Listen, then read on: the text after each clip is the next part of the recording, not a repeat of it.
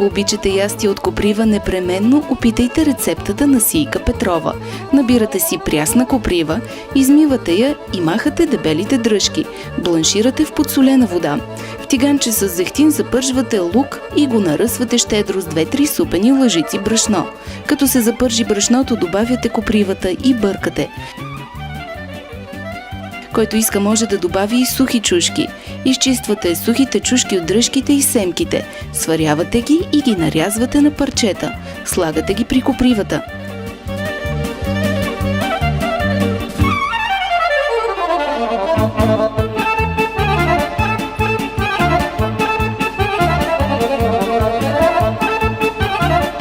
Добавяте натрошено сиренце.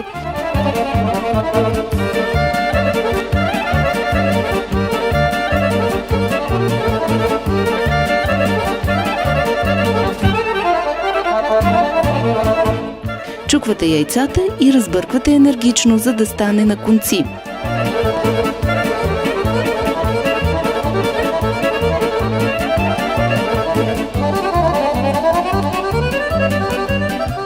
Добавяте червен пипер и щипка любов. Да ви е сладко!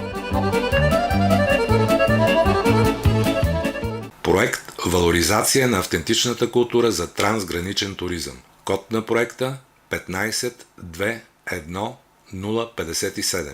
Проектът е финансиран по програма Интеррег VA Румъния-България. Програма Интеррег VA Румъния-България е съфинансирана от Европейския съюз чрез Европейския фонд за регионално развитие. Издател на клипа – Агенция за регионално развитие и Бизнес център 2000. Дата на публикуване – юли 2016 година.